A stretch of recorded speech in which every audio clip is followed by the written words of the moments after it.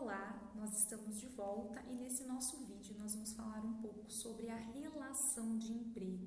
Então nós vamos entender o que caracteriza uma relação de emprego, certo? Então nós temos alguns elementos que eles nos são dados, né, pela CLT e que vão traduzir aí os elementos que são necessários para que nós possamos dizer se existe ou não uma relação de emprego ou se há apenas uma relação de trabalho, né? E se houver uma relação de emprego, portanto, há um vínculo empregatício, certo?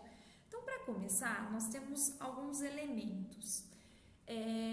O primeiro deles é a pessoalidade, certo? Então, nós temos uma pessoa física que presta serviços de forma pessoal, de forma infungível, o que significa que essa pessoa ela não pode ser substituída, certo? Ela é, portanto, insubstituível e, portanto, isso que vai determinar a pessoalidade, certo? Um dos seus primeiros elementos caracterizadores da relação de emprego, pessoalidade. Como segundo, nós temos a subordinação.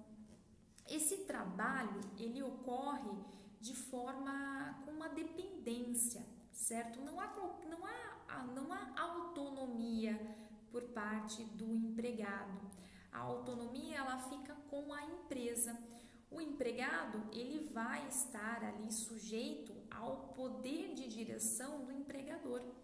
E esse poder de direção, ele vai ter vários outros desdobramentos. O poder de controle, o poder de fiscalização e o poder de gestão e assim por diante, certo? Então, há uma subordinação. Essa subordinação ela é econômica, ela é técnica, jurídica, estrutural. E nós temos como um terceiro elemento, um terceiro requisito que caracteriza uma relação de emprego, nós temos a onerosidade, ou seja, o empregado ele recebe uma contraprestação. E qual é essa contraprestação? É o salário, é a sua remuneração mensal, certo? Daí porque o trabalho gratuito não gera o vínculo empregatício, certo? Porque não há um dos requisitos, a onerosidade. Aí nós temos um quarto elemento que é a continuidade. Antes nós falávamos habitualidade, mas hoje nós falamos continuidade, porque nós temos um trato sucessivo que se prolata no tempo, por um tempo aí indeterminado. Eu tenho algo que não é eventual, exceto no caso os contratos por prazo determinado, em que há um termo final para aquele contrato, para aquele vínculo, certo? Mas esse trabalho, esse emprego, o empregado ele presta os seus serviços de forma não eventual. Ele tem uma continuidade, ele tem uma habitualidade na prestação do seu serviço. E nós temos ainda como um último requisito que embora a doutrina alguns não coloquem como um elemento, como um requisito para caracterizar a relação de emprego, grande parte dos doutrinadores tem pontuado e tem destacado a alteridade como um elemento caracterizador. O que significa alteridade? Significa que quem assume os riscos do negócio é o empregador, é a empresa e não o empregado, certo? Diferente do que acontece com o trabalhador autônomo, cujos riscos são assumidos por ele, cujos prejuízos são assumidos por ele, certo? Nesse caso, o prejuízo fica por conta da empresa, então ele presta esses serviços por conta alheia. Os riscos ficam por conta do empregador, certo? E já que nós entendemos um pouco sobre a relação de emprego, quais são os elementos, portanto, nós temos a pessoalidade, a subordinação, a onerosidade, a continuidade e a alteridade. Esses são os elementos que caracterizam a relação de emprego, certo? Agora nós vamos falar um pouco sobre o contrato de trabalho. né, que embora chame contrato de trabalho, né, de forma equivocada, pois nós vimos que contrato de trabalho é gênero, do qual a relação de emprego ela é espécie, então, portanto, deveria se chamar contrato de emprego, certo? O contrato de trabalho, pessoal, ele pode ser de forma escrita, né, de forma expressa, ou pode ser de forma verbal. Nós temos a obrigatoriedade do contrato de trabalho ser necessariamente escrito, certo? Para os aprendizes, para os temporários e também para os atletas. Nesse caso, por legislação específica, nós temos a obrigatoriedade de contratos escritos. Salvo essas hipóteses, nós temos aí a possibilidade de ter o contrato verbal. O contrato de trabalho, ele tem algumas características também peculiares, tá? Então, nós podemos dizer, primeiro de tudo, que o contrato de trabalho ele é bilateral, nós temos duas partes, né? Empregado e empregador, portanto, empresa e pessoa física, certo? O que significa que nós temos também uma segunda característica, que ele é comutativo, ele é, ou melhor dizendo, né, em termos jurídicos, sinalagmático, a palavra difícil de se pronunciar, sinalagmático, que significa o quê? Que há obrigações, há deveres recíprocos, há direitos e deveres por parte das duas, né, das duas figuras que se vinculam através do contrato de trabalho, certo? Nós temos ainda como uma característica o fato de ser um trato sucessivo, por ser contínuo, em decorrência do quê? Em decorrência justamente do princípio da continuidade da relação do emprego, certo? Nós temos ainda como característica o fato dele ser consensual.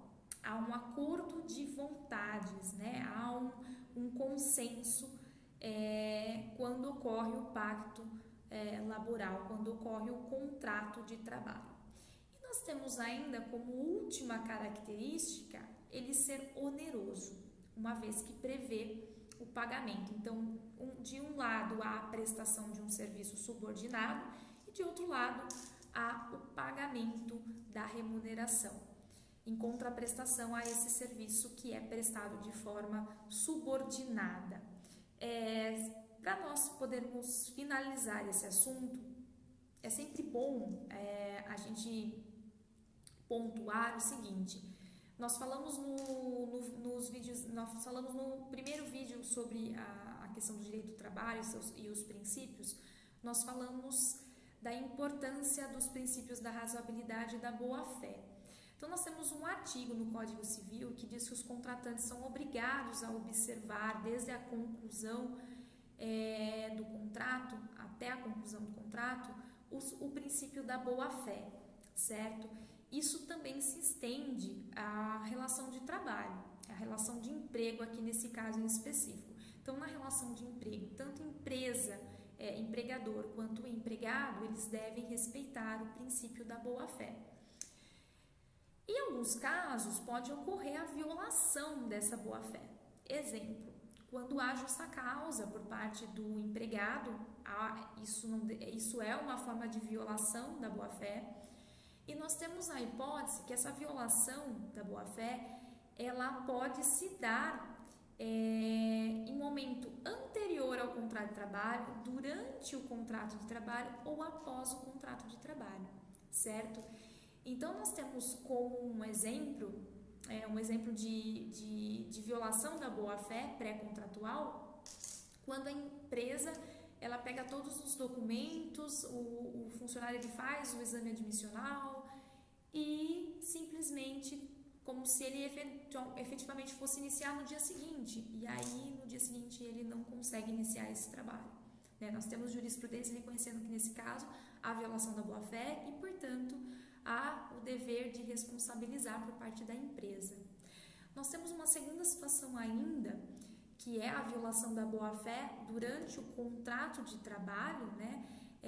no caso da pessoa que inicia o trabalho e no dia seguinte ela venha a ser dispensada, o que não é muito habitual, não é muito normal. E também há jurisprudência nesse sentido, reconhecendo que nesse caso há violação ao princípio da boa-fé, certo? E que, portanto, também resta aí o dever de indenizar. E nós temos ainda como exemplo dessa violação à boa-fé pós-contratual, é quando ocorre a extinção do contrato de trabalho e a empresa, ela passa a denegrir esse funcionário, seja quando outra empresa vai pedir referência, ou seja, colocando algo em redes sociais relacionadas ao funcionário de forma pejorativa, de forma que viole a sua imagem, a sua honra. Isso também é considerado como uma violação da boa-fé e passa também a haver como consequência o dever de indenizar esse funcionário, esse ex-funcionário, nesse caso em específico.